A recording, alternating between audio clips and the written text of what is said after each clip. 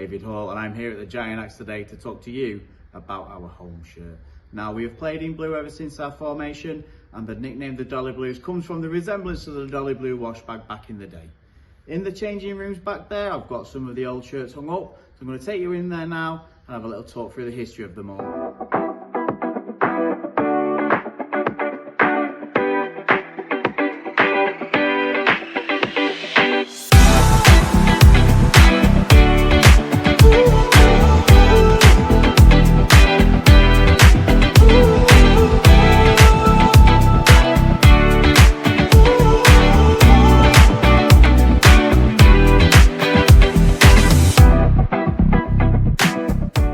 When you think of Lancaster City shirts, your first thought is probably Reebok.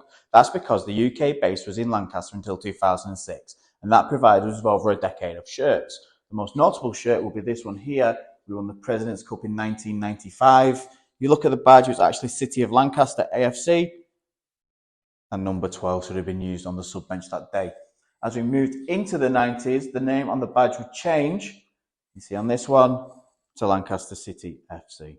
As we move into the new millennium with Reebok, you will notice a change of shade. This could be down to Reebok repurposing old shirts. In the late 90s, early 2000s, we did used to have old Bolton shirts like this one. This one was a Bolton Wanderers away shirt, and you can tell because there is the badge there. No badge over a badge on this one, but this template was for Argentina in the late 90s, early 2000s. And the last shirt Reebok did for us was this one. Again, it was a Bolton Wanderers third kit, and you will notice a change in the badge. Instead of just saying Lancaster City, it has been incorporated into the shield. We did start life after Reebok in this area number. Now, the 2006-2007 season will be remembered for what happened off the field. However, it is worth saying that notable players, including Jordan Connaughton and the late great Neil Marshall, this was their first ever Lancaster City shirt they played in.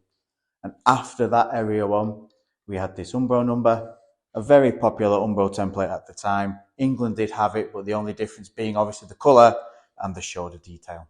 Now moving to the 2010s, and now we move to a Warrington-based supplier called SK, and they gave us some different designs like this one here, with the white sash going down the front and side, and this one was a departure from the norm, hoops. Now we did play in hoops in 1975-76 for one game. However, this was not authorised by the league, so we had to move back to a solid Dolly Blue. We'll have a look at more modern shirts now. We'll start with this one, sponsored by Macron. This one is notable because this is the home shirt we wore when we won the NPL First Division, and when we moved into the Premier Division, we carried on with Macron.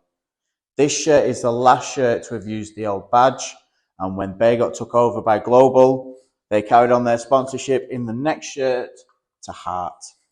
Hope and Glory, this one, it had the new circular badge, and on the back there, it's got names of fans and club legends. And for the past few years, we have had a deal with 17 Sports. They have given us two different supplies. The first one, Kappa, lasted for 2 seasons due to the global pandemic. But then this season, we have had a Puma one. Very popular template amongst Puma. Next season, it will be Puma again. So keep a lookout for that kit launch.